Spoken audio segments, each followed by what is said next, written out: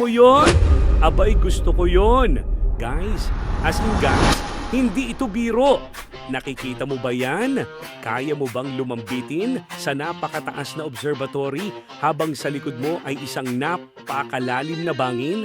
At paano naman kung pagkatapos niyan ay sasakay ka sa isang banana boat na bigla na lang kayong babanggain ng speedboat para siguradong mahuhulog kayong lahat sa dagat? May idea na ba kayo kung saan tayo pupunta?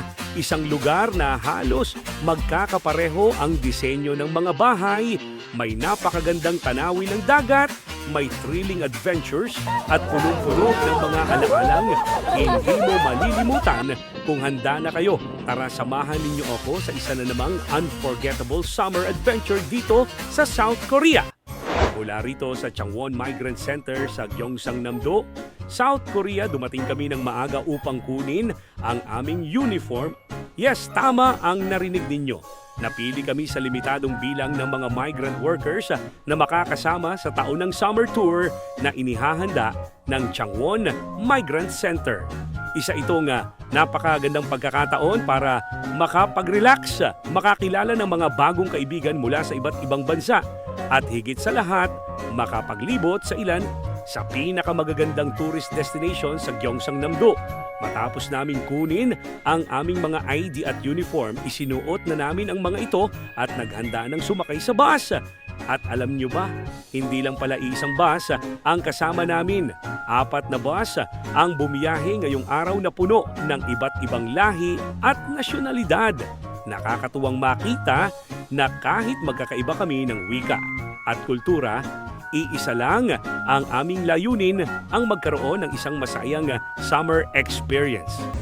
So tara guys, tara. Sakay tayo ng bus. Hello? 요한이래요. 맞아. Johan, yeah. Johan. 아니야, 나 정장래. Ah, 앞으로. Apro? Oh. Ah. Ano nara wasa'yo? Pakistan? Ah. 딸기요? 나 사람이요? Yeah. 필리핀이요? Philippine. Yeah. Philippines, yes. Yan ang sakyan naman guys. Philippine. Makalipas ang ilang minuto, nagsimula na ang aming biyahe papuntang Namhae, Gyeongsangnam-do.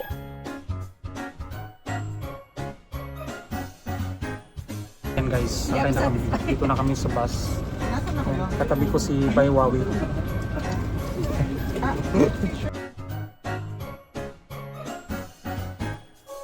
오늘 가장 좋은 추억들 많이 만드시고 Bago pa man tuluyang umalis ang bus, namigay muna ang mga organizers ng libreng pagkain para sa bawat isa. Soft drinks pa. May soft drinks pa. Hamburger tigil.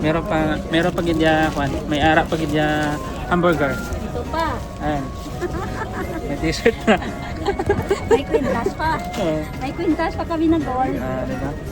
So, Ilo yan, 24K. saan ka na sa Pinas, te? City Proper Lilo. Ilo? City of Love. City of Love. Welcome. City of Love. Maraming salamat sa lahat ng staff at volunteers na nag-organisa ng napakagandang tour na ito. Ramdam na ramdam namin ang inyong malasakit sa bawat migrant worker. Mahigit 1.5 oras ang biyahe kaya habang nasa daan, sinulit namin ang tanawin sa labas ng bintana habang unti-unting napapalitan ang city view ng napakagandang kabundukan at baybayin. At habang nasa kalagitnaan tayo ng ating biyahe, kung umabot ka na sa bahaging ito ng video, maaari ba akong humingi ng isang maliit na pabor? Pakipindot naman ang heart reaction, i-share ang video na ito at kung bago ka pa lamang sa ating channel, huwag kalimutang pindutin ang subscribe button at ang notification bell para hindi ka mahuli sa ating mga susunod pang adventures. Maraming salamat sa walang sawang suporta, mga ka-JJ. Ilang sandali pa, unti-unti nang nasilayan ang napakagandang dagat ng Namhae. At alam na namin, malapit na kami sa aming unang destinasyon. Pagdating namin, bago pa man kami pumasok sa loob ng gusali, syempre hindi mawawala ang group picture. Kailangan may remembrance. Matapos ang ilang kuha, pumasok na kami sa loob. Pagpasok pa lang, agad kang sasalubungin ng mga staff na may matatamis na ngiti at napakainit na pagtanggap. makikita rin agad ang souvenir shop kung saan maaaring bumili ng iba't ibang memorabilia bilang alaala ng iyong pagbisita. Talagang mararamdaman mong welcome na welcome ka rito. Ito ang Mulmi Coastal Observatory. Alam nyo ba na ang Mulmi Coastal Observatory sa Namhae ay isa sa mga pinakabagong tourist attractions sa South Korea? Itinayo ito noong 2016 at opisyal na binuksan sa publiko noong Disyembre 2019. Dinisenyo ito na kahawig ng isang lighthouse o parola bilang simbolo ng paggabay sa mga mandaragat at bilang pagpupugay sa mayamang kultura ng baybayin ng Namhae. Mula rito ay matatanaw ang napakagandang 360-degree panoramic view ng karagatan, kabundukan at ng sikat na coastal road ng Namhae. Isa rin ito sa mga pinakapaboritong puntahan ng mga photographers dahil sa kakaibang glass skywalk na nagbibigay ng pakiramdam na para kang naglalakad sa ibabaw ng dagat. Siyempre, hindi namin pinalampas ang pinakahihintay naming activity. Bago kami pinayagang umakyat, isa-isa muna kaming binigyan ng safety briefing. Ipinaliwanag sa amin ng lahat ng safety rules bago isuot ang aming safety harness. Pagkatapos noon, isa-isa na kaming naglakad sa glass walkway habang nakakabit ang harness sa overhead safety line.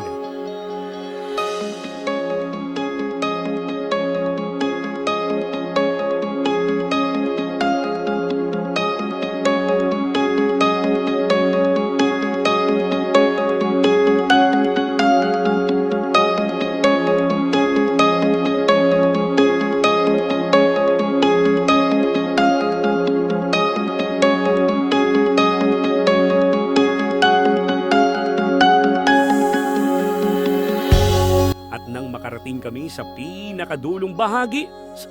Eto na, pwede ka nang lumambitin habang nakatanaw sa napakagandang dagat. Sa totoo lang, sa una, medyo nakakatakot. Paulit-ulit mong i-check ang harness kung talagang nakakabit ng maayos. Dahil kapag nagkataon, naku po, baka hindi ka na makauwi ng Pilipinas. Pero habang tumatagal, nawawala ang kaba at napapalitan ito ng excitement. Napakasarap sa pakiramdam. Parang gusto mo pang ulit-ulitin ang experience. Isa talaga ito sa mga activities na dapat mong subukan kahit isang beses sa buhay mo.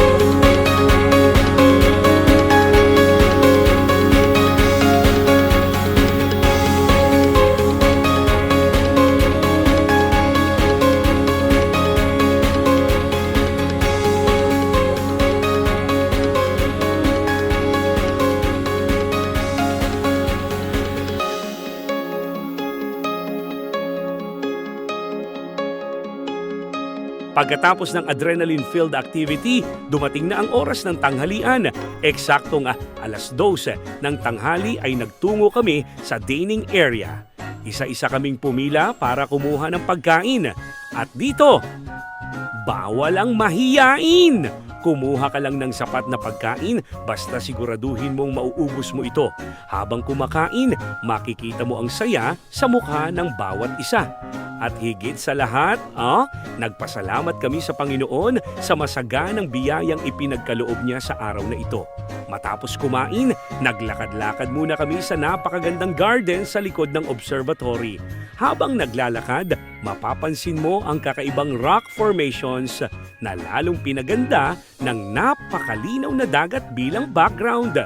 Matapos naming libutin ang lugar, muli kaming sumakay ng bus papunta sa aming pangalawang destinasyon. Habang papalapit kami, may napansin ba kayo? Hindi ba parang wala na tayo sa South Korea? Halos magkakapareho ang kulay, disenyo at estilo ng bawat bahay. At kung ang nasa isip ninyo ay German Village, tama kayo! Welcome to German Village! Isa ito sa pinakasikat na tourist attractions ng Namhae. Itinatag ito noong 2001 bilang pagkilala sa mga Koreanong nagtrabaho bilang miners at nurses sa West Germany noong dekada 1960 at 60 at 1970. Bilang pasasalamat sa kanilang sakripisyo, pinayagan silang makapagpatayo ng mga tahanang may German architecture sa magandang baybayin ng Nami. Hanggang ngayon, dinarayo ito ng libu-libong turista dahil sa kakaibang kombinasyon ng German at Korean culture. Habang naglalakad ka rito, para kang nasa isang maliit na bayan sa Europe.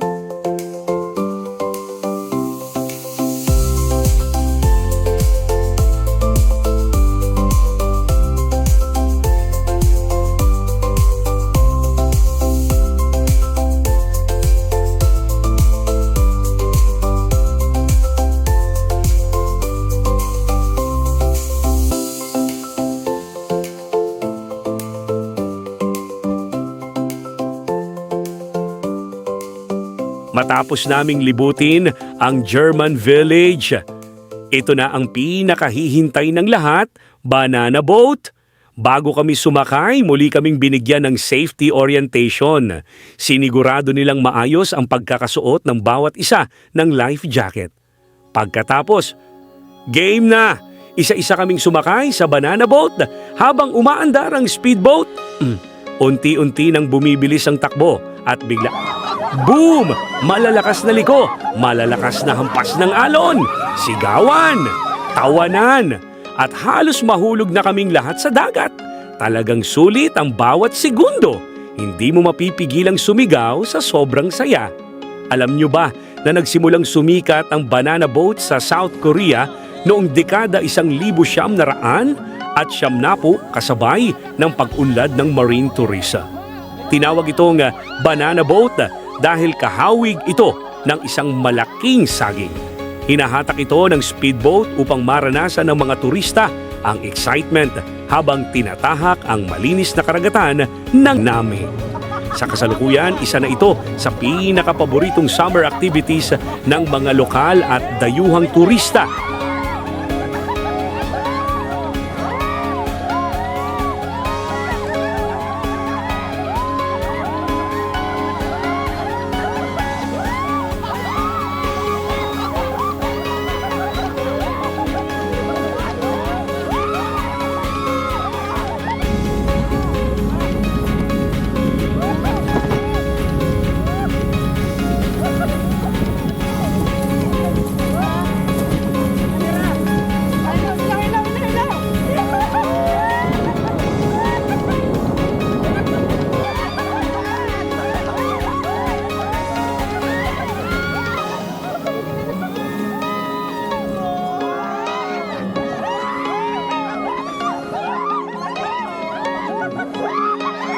At diyan nagtatapos ang isa na namang napakasayang adventure natin dito sa Namhae, Gyeongsangnam-do, South Korea.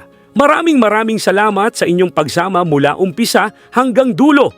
Kung nagustuhan ninyo ang video na ito, huwag kalimutang mag-like, mag-comment, mag-share at mag-subscribe para sa mas marami pa nating travel adventures, hidden gems at mga kwentong OFW dito sa South Korea. Ito ang inyong lingkod, JJ Lee. At magkita-kita tayong muli sa susunod nating paglalakbay. Hanggang sa muli, ingat palagi at God bless.